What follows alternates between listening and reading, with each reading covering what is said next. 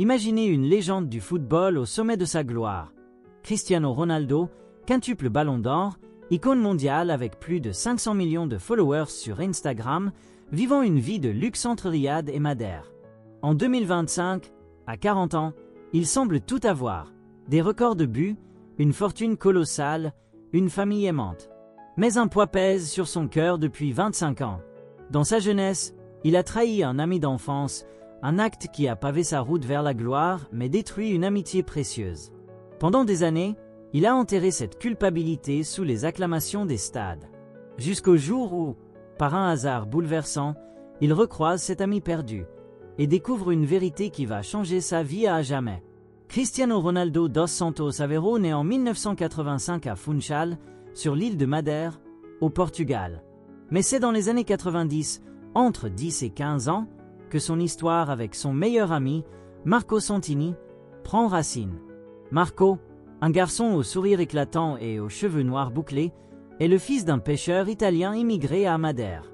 Les deux grandissent dans un quartier modeste, où les maisons de béton s'alignent près de la mer et où le bruit des vagues se mêle aux éclats de rire des enfants jouant au foot dans les ruelles poussiéreuses. À 10 ans, Cristiano et Marco se rencontrent lors d'un match improvisé sur un terrain vague. Marco, agile et rapide, impressionne Cristiano avec un dribble audacieux. « Tu joues comme un pro !» s'exclame Cristiano, essoufflé. « Toi aussi, tu as ça en toi !» répond Marco, lui tapant dans le dos. Dès lors, ils deviennent inséparables, partageant des sandwichs aux poissons offerts par la mère de Marco, des rêves de gloire sur les terrains et leur première tentative pour intégrer un club local. À 12 ans, en 1997, Cristiano est repéré par l'Andorina, un petit club de Madère. Marco, tout aussi talentueux, l'accompagne aux entraînements, proposant des stratégies et encourageant Cristiano à viser plus haut. « On ira à Lisbonne ensemble, puis au monde », promet Marco un soir, assis sur un rocher face à l'océan, une balle usée entre eux. Cristiano acquiesce, les yeux brillants. Leur amitié est un refuge dans une vie marquée par la pauvreté et les disputes familiales. Le père de Cristiano, José, buveur, et sa mère, Dolores, épuisée par le travail. Mais en 2000, à 15 ans, une opportunité change tout. Un recruteur du Sporting CP, un grand club de Lisbonne, vient à Madère pour évaluer des jeunes talents. Cristiano et Marco auditionnent ensemble. Marco brille avec des passes précises et une vision de jeu exceptionnelle, tandis que Cristiano impressionne par sa vitesse et sa détermination. Le recruteur hésite, mais Cristiano, poussé par une peur irrationnelle de perdre sa chance, ment.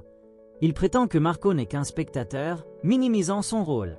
Le recruteur signe Cristiano seul, l'envoyant à Lisbonne avec une bourse. Marco, exclu, apprend la vérité par un ami. « Tu m'as trahi ?» crie-t-il dans une ruelle, les larmes aux yeux. « J'ai fait ça pour nous deux », se défend Cristiano, mais Marco disparaît, déménageant sans laisser de traces. Cristiano part pour Lisbonne, la culpabilité nichée dans son cœur comme une ombre. Les années suivantes propulsent Cristiano Ronaldo vers la légende. À 18 ans, en 2003, il rejoint Manchester United, marquant le début d'une carrière éblouissante. Les buts s'enchaînent, les trophées aussi, la Premier League, la Ligue des Champions, le Ballon d'Or en 2008.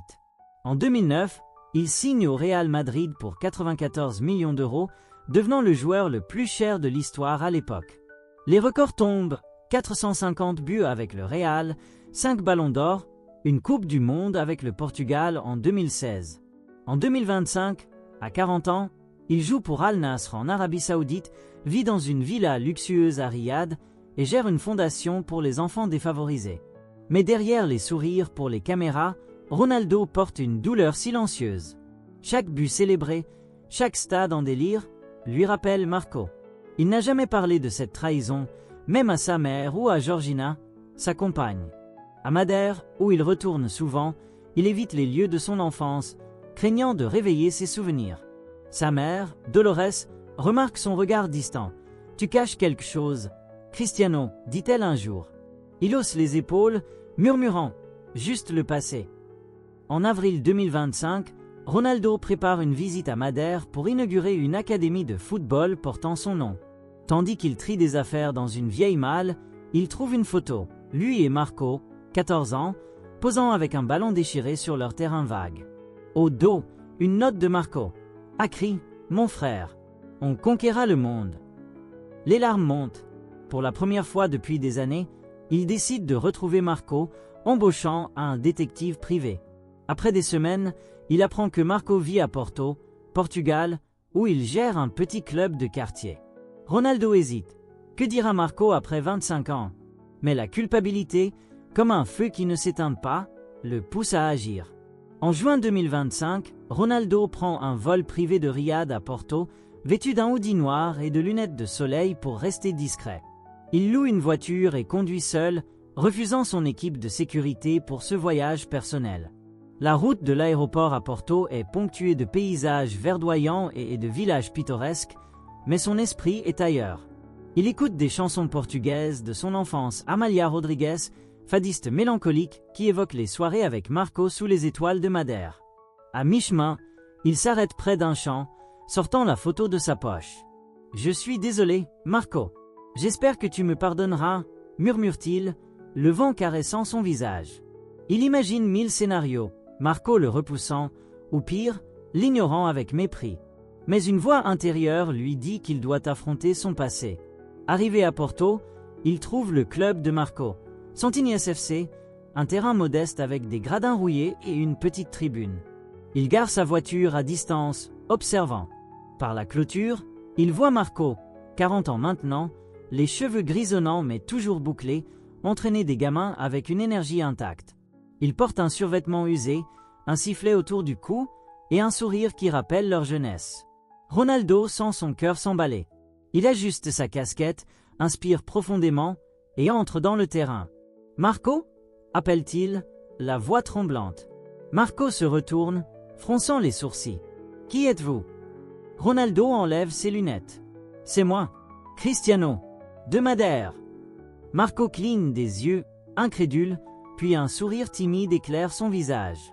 Le petit crie « Regarde-toi » Il s'étreigne, et pour la première fois depuis longtemps, Ronaldo laisse couler des larmes. Il s'assoit sur un banc près du terrain, loin des regards des enfants. L'air est chargé de 25 ans de silence. Marco croise les bras, le visage tendu. « Qu'est-ce que tu fais ici, Cristiano ? Une visite de charité pour ta fondation ? Besoin d'un ancien ami pour une photo ?» Son ton est acéré, chargé de douleur. « Non !»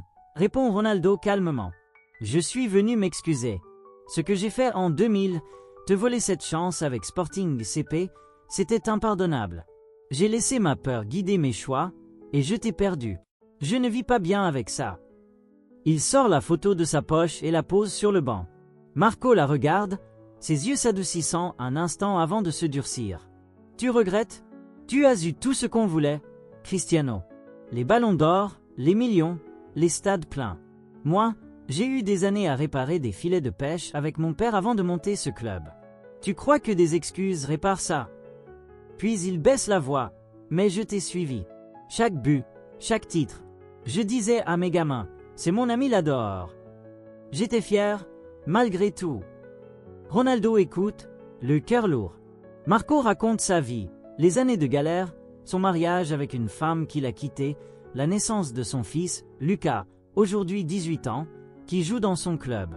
Puis il révèle un secret. « J'ai créé ce club pour toi, en partie. Je voulais honorer ce qu'on avait rêvé. Mais je n'ai jamais oublié ta trahison. » Le lendemain, Ronaldo assiste à un match de Santini SFC. Lucas, un jeune attaquant prometteur, brille sur le terrain, rappelant Marco à son âge. À la fin, Marco appelle Ronaldo sur le banc des coachs. « Voici l'homme qui m'a inspiré », dit-il au gamin. La foule, reconnaissant Ronaldo, éclate d'applaudissements. Lucas, impressionné, demande un autographe et Ronaldo, ému, accepte. Après le match, il parle jusqu'à l'aube. Marco accepte de collaborer avec la fondation de Ronaldo pour moderniser son club, à condition d'être un partenaire égal. Pas de stars et de bénévoles, insiste-t-il. Ronaldo sourit, comme au vieux temps. Ils scellent leur pacte d'une poignée de main. En 2026, Santini SFC devient une académie financée par Ronaldo et Marco en devient le directeur technique. Lors d'un tournoi international à Madère, Marco entraîne une équipe qui remporte la victoire sous les yeux de Ronaldo. Dans une interview, Marco dit « Ce succès, c'est pour nous deux ».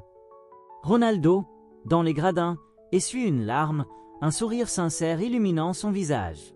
Ainsi se termine l'histoire de Cristiano Ronaldo, qui a retrouvé l'ami qu'il avait trahi et transformé sa culpabilité en une renaissance partagée.